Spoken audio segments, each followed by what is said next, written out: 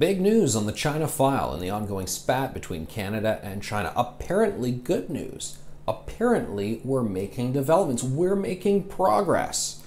Two latest minor details we've learned. One is that Michael Kovrig has had a visit by consular officials. The 10th such visit in, get this, about 240 days of the two Michaels being held hostage.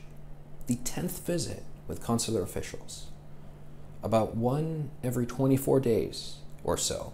Barely one a month. This is not with his lawyer. This is not with his family. This is not before a judge to be able to say, okay, what am I charged with? What are the allegations here? Just with consular officials to check in to make sure he's not malnourished, that he hasn't received any illness, and to see that things are more or less okay given the terrible circumstances. And this is the good news. But there's something else. Chrystia Freeland has finally met with her counterpart, the Foreign Affairs Minister of China. Take a listen to this, how the Canadian press describes this meeting. Freeland raised the issue of the two Canadians, and Wang Yi expressed concerns about Meng Wanzhou's extradition process, the minister said during a conference call without elaborating further. When the meeting was over, she said the two agreed they would keep the lines of communication open. Okay, hold on a second. Let me get this straight.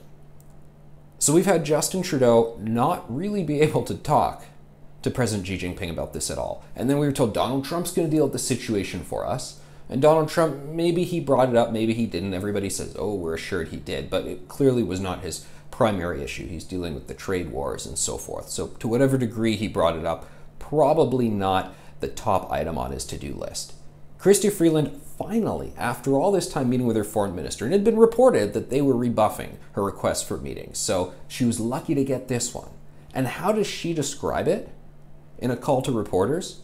She describes it as she brought up the detainees, Michael Kovrig and Michael Spavor, and they brought up Meng Wanzhou, as if the two situations were equal.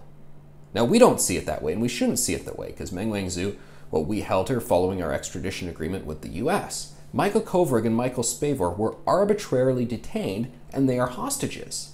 And yet, we're talking about it back and forth, as if they're two sort of equal sides to the same coin. This is clearly what they want to do. They've got these hostages, and then they want to do a negotiation, a switch, a crossover. Maybe you've seen that Tom Hanks movie, Bridge of Spies, things like that used to happen in the Soviet era. We got your guy, you got our guy, okay, let's do a switch. Hold on a second. Is that an acceptable thing? Is that normal diplomacy? Absolutely not. Yet it's shocking that we're just accepting all of this. 10th visit with consular officials, great breakthrough. Congratulations, Michael Kovrig, you should be thankful.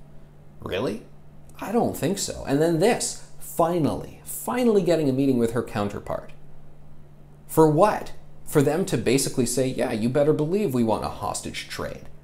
That's not how things work here.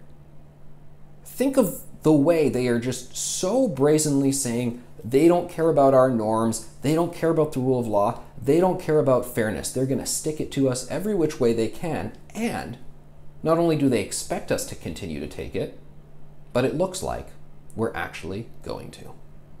Wow.